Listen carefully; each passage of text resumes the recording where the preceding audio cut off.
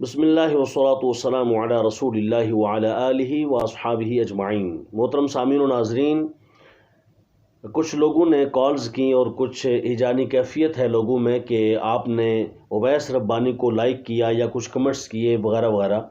تو اس حوالے سے میں عرض کر دوں کہ 26 نومبر کو جو مناظرہ ہونے جا رہا تھا، دیکھیے دشمن کا دشمن آپ کا دوست ہوتا ہے۔ اللہ تبارک و تعالیٰ کے حبیب صلی اللہ علیہ وآلہ وسلم نے ارشاد فرمایا، بے شک اللہ تبارک و تعالیٰ اپنے دین کی مدد کبھی کبھی فاسق و فاجر سے بھی لے لیتا ہے، دین سے بے بہرہ بندے سے بھی لے لیتا ہے۔ تو ایسے ہی یوں سمجھ لیں کہ یہ دین کی خدمت تھی کہ انجینئر محمد علی مرزا کو ہٹانا اور انجینئر مرزا محمد علی جیلمی کو دبانا اور اس کے فتنے کو کچلنا، یہ آج بہت ضروری ہے۔ اور میں سمجھتا ہوں کہ جیسے مفتی راشد محمود رضوی صاحب دامت برکاتہم العالیہ نے جو ہے وہ علمی طور پر اس فتنے کو دبایا ہے، اور جتنا اس علمی طور پر اس پر کام کیا ہے اور زبردست انداز میں جواب دیا ہے، اسی طرح عملی طور پر اس مناظرے نے جو کہ نہیں ہوا لیکن بڑا کام کیا ہے۔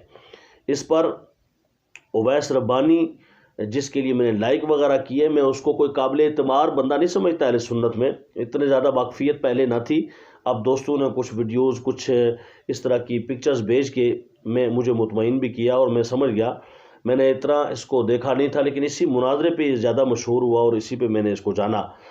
تو اویس ربانی نے جو ہے جس طرح یہ ارینج کیا تھا اور جس طرح اس کو لے کر چلا تھا، تو اس کو لائک کرنا اس کا ایک مطلب یہ تھا کہ یہ دنیا دار آدمی ہے، لیکن اس کو لائک کرو تاکہ اور زیادہ اس کو شے ملے، اور زیادہ اس کو داد ملے، اور وہ اور تم تراک سے اور زبردست انداز میں جیلمی کے خلاف ہو جائے، یہ مقصد تھا۔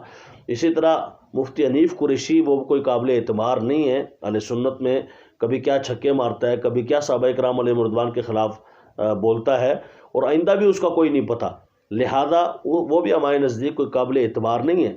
لیکن اس مناظرے کے بعد جو کہ ہوا نہیں، آپ جیلمی کی ویڈیو کے نیچے کمنٹس چیک کریں، آپ کو پتہ چل جائے کہ کس طرح اس فتنے کو دھچکا ملا ہے اور کس طرح اس فتنے کو جو ہے وہ نقصان ہوا ہے، کہ کمنٹس میں اس کے اپنے بندے اس کو گالیاں دے رہے ہیں۔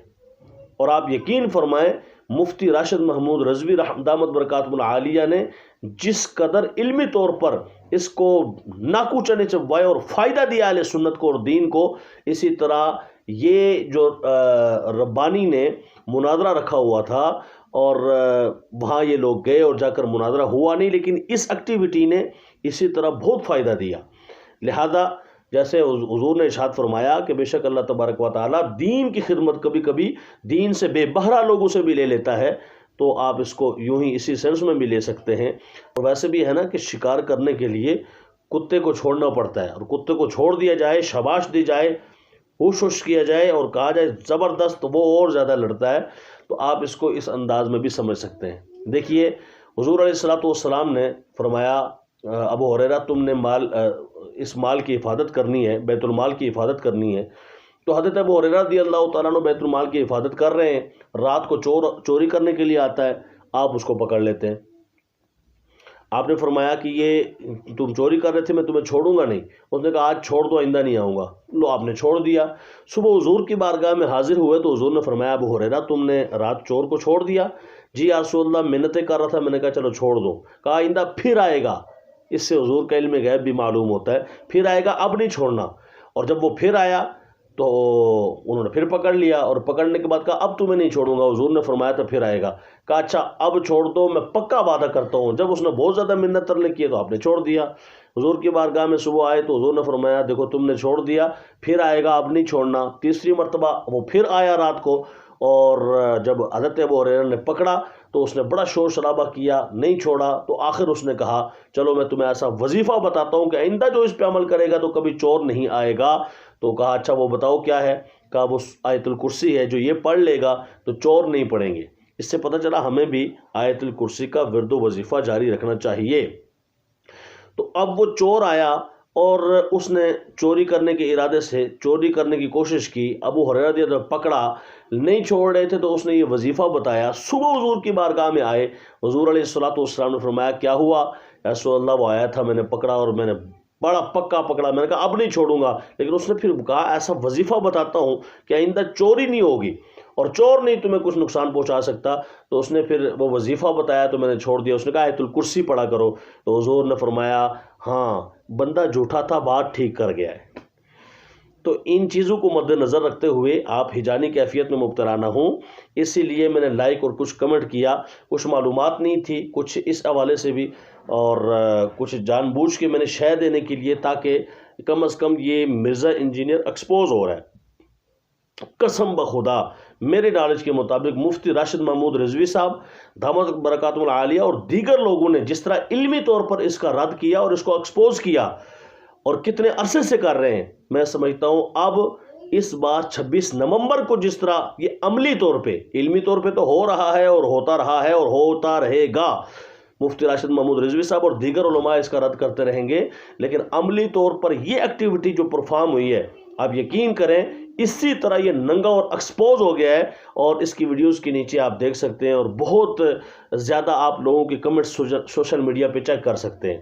اللہ تبارک و تعالی اس فتنے سے ہمیں محفوظ رکھے، اس فتنے کو دبانے کی توفیق عطا فرمائے، اور انشاءاللہ دیگر وہابی فتنے جیسے دبے ہیں، مودودی ایک زمانے میں ان کا بھی توتی بولتا تھا، اور یہ ندوی اور یہ دیوبندی اور یہ اہل حدیث اور روافظ اور وغیرہ وغیرہ، یہ جتنے فتنے دبے ہیں، انشاءاللہ وہابی سیکٹ سے تعلق رکھنے والا یہ جیلمی فرقہ بھی انشاءاللہ دب چکا ہے کافی حد تک، اور مزید بھی دبا دیا جائے گا.